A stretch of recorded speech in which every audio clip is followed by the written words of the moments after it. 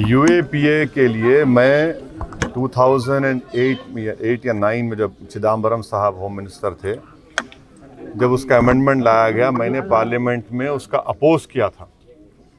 2019 में president home minister जनाब अमित शाह उसका अमेंडमेंट लाए, मैंने उस वक्त भी अपोज किया।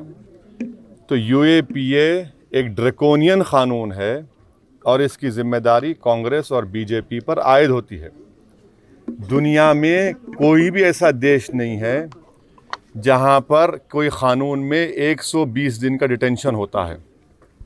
चाहे यूएस का पेट्रियट एक्ट ले लीजिए या यूके ले लीजिए या रशिया ले लीजिए, 120 दिन का। और वो जो अमेंडमेंट्स कांग्रेस ने किए और बीजेपी ने किए, मेरी राय में वो अनकॉन्स्टिट्यूशनल हैं, वो राइट टू इक्वालिटी के प्रिंसिपल्स के ख़िलाफ़ हैं।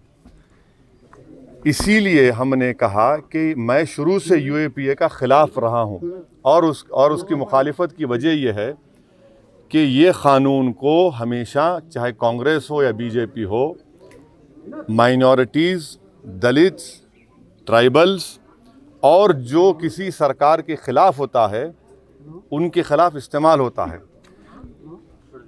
चौथी बात यह है कि मेरे पास एम्पिरिकल एविडेंस है कि जिस किसी पर यूएपीए लगाया गया उसमें 70% से ज़्यादा लोग एक्सोनरेट हो जाते, मगर 5-5 साल, 6-6 साल उनको जेल में सड़ना पड़ता है।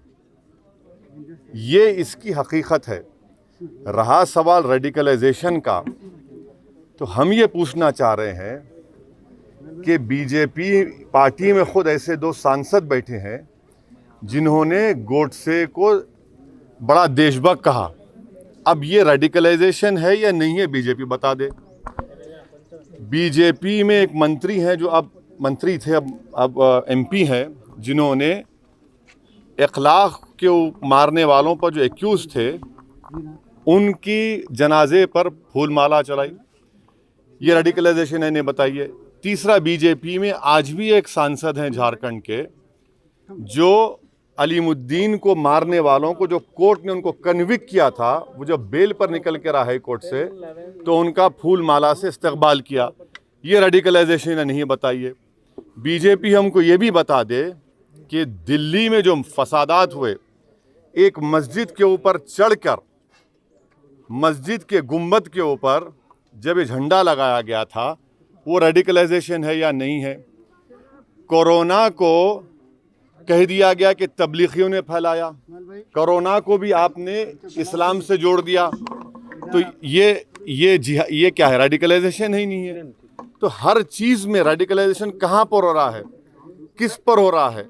तो गवर्नमेंट को बताना चाहिए कि डी रेडिकलाइजेशन अगर करने वाले हैं तो क्या वो सिर्फ एक मजहब के ऊपर करेंगे या सब पे करेंगे? सर, उनकी दिक्कत ये है कि आपने हिंदुत्व की जो परिकल्पना दी, हिंदुत्व, सुनिए, हम ये पूछना चाह रहे हैं कि हिंदुत्व का डेफिनेशन बीजेपी बता दे। क्या वो सावरकर के डेफिनेशन को मानती है, नहीं मानती है? क्या वो गोलवालकर का जो डेफिनेशन है उसको मानते हैं, नहीं मानते हैं? हम इस पर आपको कई बार हमारा स्टेटमेंट हो चुका है। डी रेडिकलाइजेशन अगर करेंगे तो किसका करेंगे?